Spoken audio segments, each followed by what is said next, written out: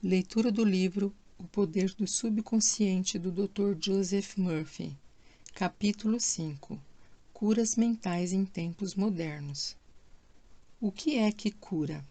Onde se localiza o poder curador e de que modo ele pode ser posto em prática? Essas perguntas vitais interessam profundamente a todos nós, e todas as respostas é sempre a mesma.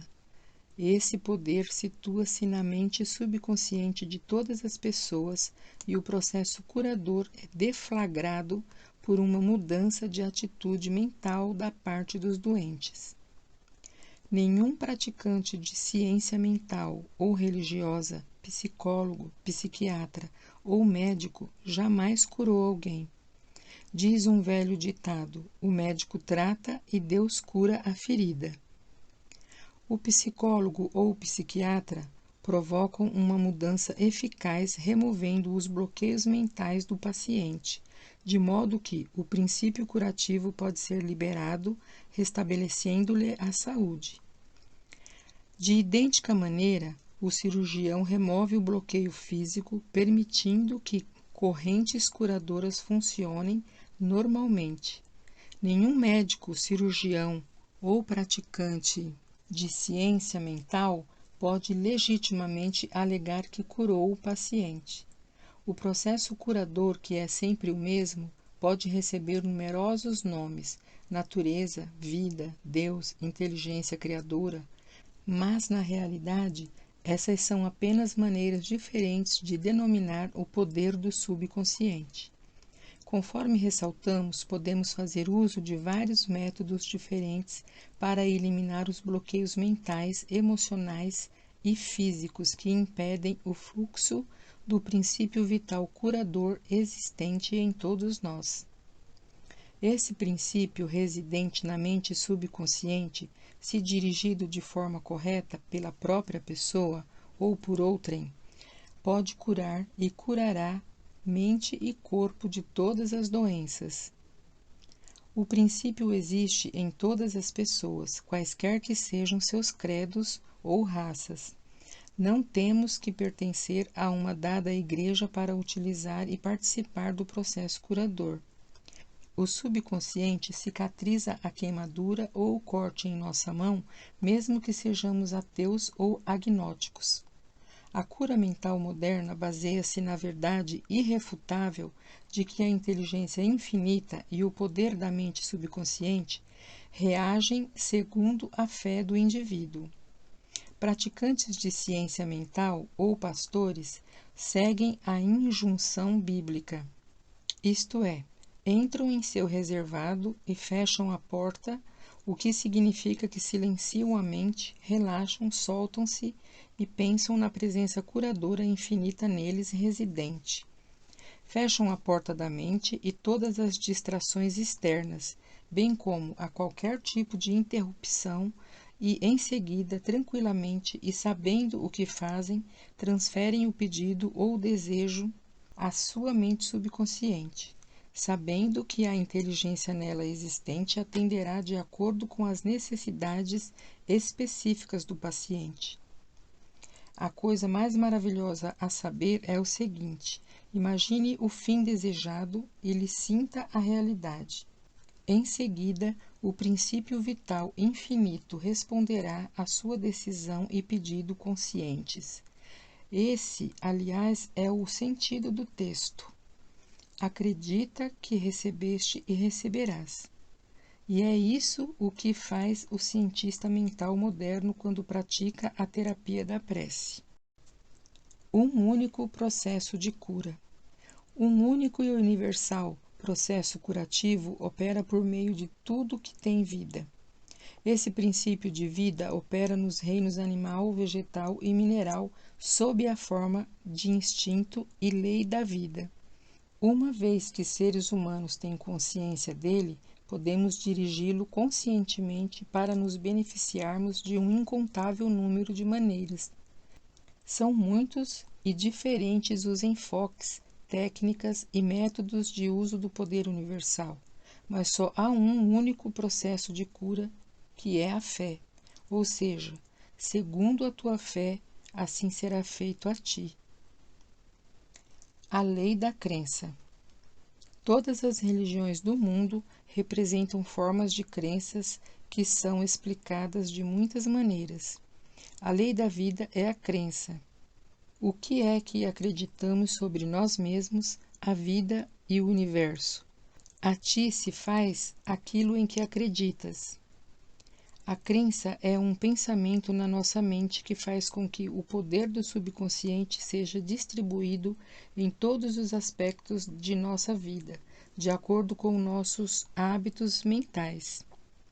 Temos que compreender que quando a Bíblia fala em crença, não se refere à nossa crença em algum ritual, cerimônia, forma, instituição ou fórmula.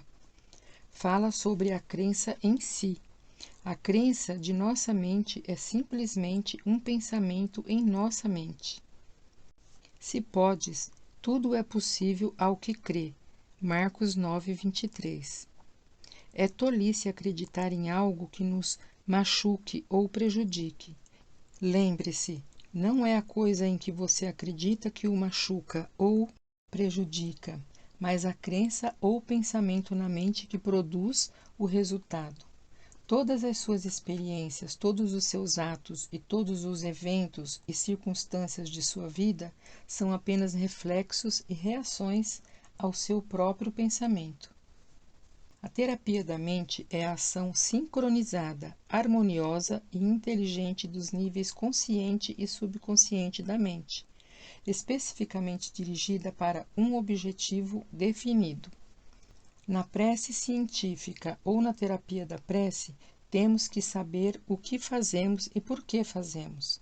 Temos que confiar na lei da cura. A terapia da prece é, às vezes, denominada de tratamento mental, quando não é de prece científica. Na terapia da prece, escolhemos conscientemente uma ideia, quadro mental ou plano que desejamos vivenciar. Sabemos de nossa capacidade de transmitir a ideia ou imagem mental ao subconsciente, ao vivenciar a realidade do estado presumido. Permanecendo constante na atitude mental, a prece será atendida. A terapia da prece é uma oração mental com vistas e a um objetivo definido específico. Vamos supor que resolvemos remediar alguma dificuldade com a terapia da prece. Sabemos que nosso problema ou doença qualquer que possa ser, deve ter sido causado por pensamentos negativos carregados de medo, alojados na mente subconsciente. Sabemos que se conseguirmos expurgar da mente esses pensamentos, obteremos a cura. Em vista disso, recorremos ao poder curativo existente no subconsciente. Lembramos a nós mesmos do poder e inteligência infinitos e da capacidade do subconsciente de corrigir todos os estados anormais. Pensando longamente nessas verdades, o medo começa a dissolver-se. A recordação dessas verdades combate e finalmente derrota as crenças errôneas. Damos graças pela cura que sabemos que virá. Em seguida, afastamos da mente o problema até nos sentirmos orientados, após um intervalo, a voltar a orar. Enquanto oramos, recusamo-nos de conceder qualquer poder às condições negativas ou admitir, por um segundo ao menos, que a cura não ocorrerá. Essa atitude da mente gera a união harmoniosa das mentes consciente e subconsciente, que libera o poder curativo. A cura pela fé. O que significa e como funciona a fé incondicional. O que se conhece geralmente como cura pela fé não é mencionado na Bíblia, que significa conhecimento da interação das mentes consciente e subconsciente. Aquele que cura pela fé é um indivíduo que assim procede sem nenhuma compreensão científica autêntica dos poderes e das forças envolvidas.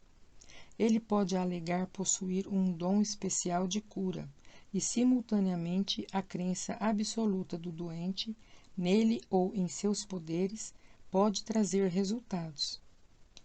Em diversas partes do mundo, curandeiros tratam seus pacientes com danças, encantamentos e invocações de espíritos. Uma pessoa pode ser curada ao tocar as relíquias de um santo, usar trajes, rituais especiais, acender incenso ou velas ou beber uma mistura de ervas. Tudo aquilo que o leva a acreditar sinceramente no método ou processo tornará mais provável a cura. Qualquer método que leve o indivíduo a passar do medo e da preocupação para a fé e esperança produzirá cura. Muitos alegam que, uma vez que as suas teorias individuais produzem resultados, elas devem, por conseguinte, ser corretas e verdadeiras. Conforme demonstramos, essa alegação não se sustenta. Para mostrar como a fé absoluta funciona, recordemos o que dissemos sobre o médico suíço Franz Anton Mesmer. Em 1776, ele declarou ter conseguido numerosas curas tocando com ímãs o corpo de pacientes. Mais tarde, jogou fora os ímãs e simplesmente aplicou passes com as mãos a curta distância do doente. Esse método funcionou também. Explicando o sucesso do novo método, Mesmer formulou a teoria do magnetismo animal. Segundo ele, trata-se de um fluido que satura o universo, mas que é, sobretudo, ativo no organismo humano. Afirmou que o fluido magnético era transmitido por suas mãos para o corpo doente e que era essa transferência de magnetismo animal que o curava. Multidões correram para procurá-lo e muitas curas maravilhosas foram obtidas. Quando Mesmer mudou para Paris, o governo nomeou uma comissão para investigar suas curas. Os membros da comissão incluíam médicos ilustres e membros da Academia de Ciência, da qual Benjamin Franklin era um dos titulares. Após rigorosa pesquisa, a comissão reconheceu que Mesmer conseguira curas confirmadas, mas sustentou não haver prova da validade da teoria do fluido magnético. E sugeriu que os efeitos deviam-se à imaginação dos pacientes. Pouco depois disso, Mesmer foi exilado. Faleceu em 1915. Logo depois dessa data, o Dr. James Braid, de Manchester, Inglaterra, resolveu provar que o fluido magnético nada tinha a ver com as curas do Dr. Mesmer. Descobriu que pacientes podiam, através de sugestões, ser induzidos a entrar em sono hipnótico. Enquanto estavam em transe, ele conseguiu produzir muitos dos fenômenos notáveis que Mesmer atribuíra ao magnetismo animal. É evidente que todas as curas foram, sem a menor dúvida, causadas pela imaginação ativa do paciente, juntamente com uma sugestão poderosa de saúde transmitida à mente subconsciente. Não é injusto denominar esse estado de fé cega, porque nem os pacientes nem os praticantes compreendiam como as curas aconteciam. Fé subjetiva e o que isso significa. A mente subjetiva ou subconsciente dos indivíduos é tão suscetível ao controle da mente consciente ou objetiva quanto a sugestão de outra pessoa. Segue-se que qualquer que seja a nossa crença objetiva, se nós internalizarmos a fé ativa ou pacientemente, a mente subconsciente será controlada pela sugestão e nosso desejo se tornará realidade. A fé necessária nas curas mentais é de natureza puramente subjetiva. E a maneira de conseguir isso é por fim a oposição ativa da mente objetiva ou consciente. Para que ocorra a verdadeira cura do corpo, evidentemente será muito melhor que as mentes consciente e subconsciente estejam em um estado de aceitação completa da fé. Essa condição, para que ocorra a verdadeira cura do corpo, Evidentemente, será muito melhor que as mentes consciente e subconsciente estejam em um estado de aceitação completa da fé. Essa condição, porém, nem sempre é essencial. Podemos entrar em estado de passividade e receptividade, relaxando mente e corpo e mergulhando em um estado de sono. Nesse estado de sonolência e de passividade em que nos encontramos, nos torna receptivos a gravações na mente subjetiva. Certa vez uma pessoa me perguntou: como foi que fiquei curado com o pastor fulano de tal, quando ele me disse que não há essa tal de doença e que a matéria não existe? Não acreditei em uma única palavra do que ele disse. Achei que ele estava insultando minha inteligência. Ainda assim, fui curado. Como isso pôde acontecer? A explicação é simples. Ele foi acalmado com as palavras tranquilizadoras, instruído a entrar em um estado de absoluta passividade e a nada dizer nem pensar por algum tempo. O pastor tornou-se também passivo. De forma tranquila, calma e insistente, durante meia hora, disse a esse homem que ele iria ter saúde perfeita, paz, harmonia e completude. Ao fim de meia hora, o homem sentiu um imenso alívio e recuperou a saúde. É fácil compreender que a fé subjetiva dessa pessoa tornou-se realidade devido à sua passividade sob tratamento e às sugestões de saúde perfeita que foram transmitidas à sua mente subconsciente. As duas mentes, objetiva e subjetiva, estavam naquele momento em estado de comunhão. Se o paciente tivesse permitido que aflorassem dúvidas sobre o poder do curandeiro e a validade da teoria em que ele se baseava, essas reservas teriam atuado como autossugestão antagônica. As sugestões do pastor teriam sido fortemente prejudicadas ou mesmo inteiramente anuladas. No estado sonolento de Modorra, contudo, a resistência da mente consciente foi reduzida ao mínimo. A mente subconsciente do paciente tornou-se receptiva às sugestões do pastor e desempenhou suas funções de acordo com as sugestões recebidas. Daí se seguindo a cura. Significado do tratamento à distância. Suponhamos que enquanto mora em Los Angeles, você recebe a notícia de que sua mãe, que reside em Nova York, está gravemente doente. Seu primeiro impulso é deixar casa e trabalho e correr para ela. Mas, e se isso não fosse possível? Você renunciaria a qualquer esperança de emprestar a força de sua fé ao processo de recuperação dela? Não. Enquanto não possa estar fisicamente presente, suas preces ainda assim a ela chegariam.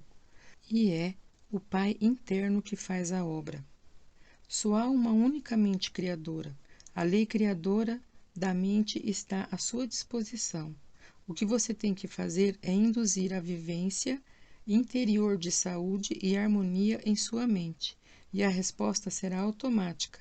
Essa materialização interior, atuando por meio de sua mente subconsciente, agirá por seu lado sobre a mente subconsciente de sua mãe.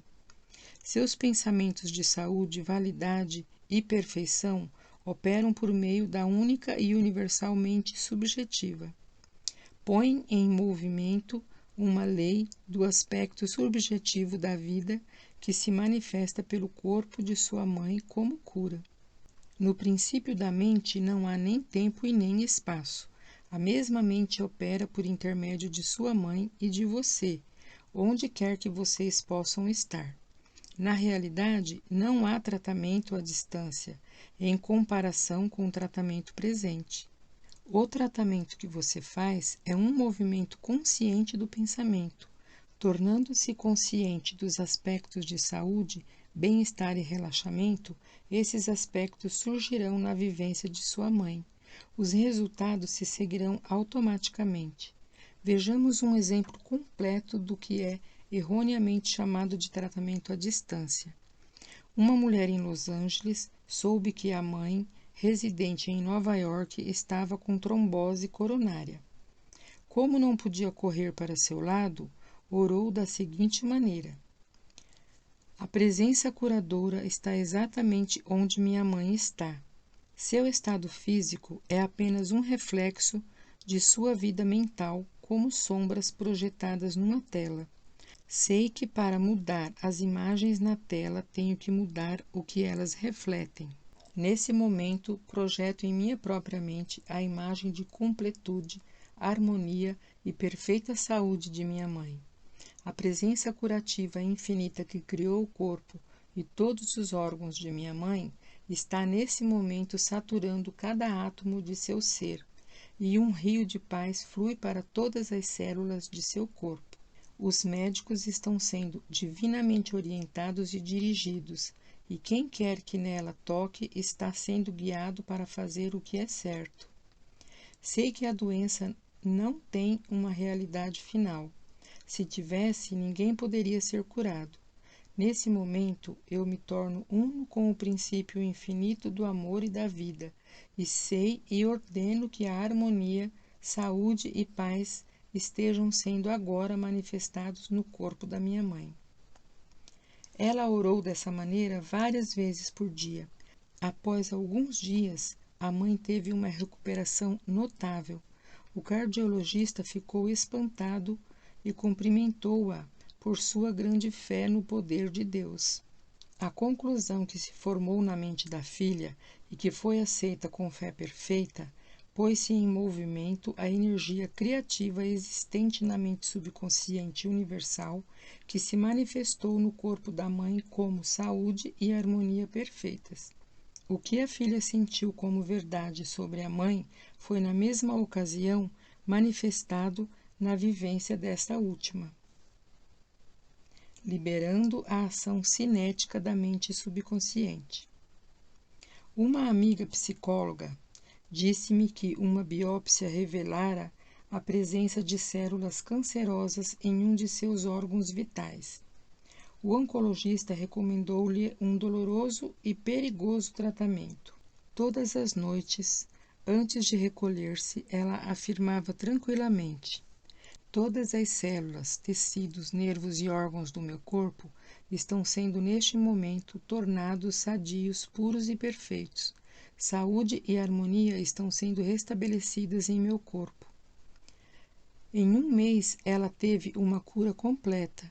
Exames subsequentes revelaram que não havia mais células cancerosas no corpo. Fiquei impressionado com essa história, mas também curioso. Perguntei-lhe por que repetia as afirmações antes de dormir. Respondeu ela: uma vez que seja posta em movimento em certa direção, a ação cinética da mente subconsciente continua durante o sono. Esse é o motivo da importância fundamental de dar à mente subconsciente alguma coisa benéfica em que trabalhar quando caímos na sonolência que precede o sono. A resposta dela foi muito sábia. Notem também que, ao pensar em harmonia e perfeita saúde, ela nunca se referia pelo nome à sua doença. É altamente recomendável que deixe de falar em suas doenças ou lhes dar um nome, especialmente nas horas que precedem o sono. A única seiva de onde elas retiram vida é a atenção e o medo que elas despertam em você. Tal como a psicóloga mencionada, torna-se um cirurgião mental. Dessa maneira, seus problemas serão extirpados da mesma forma que ramos mortos são cortados de uma árvore.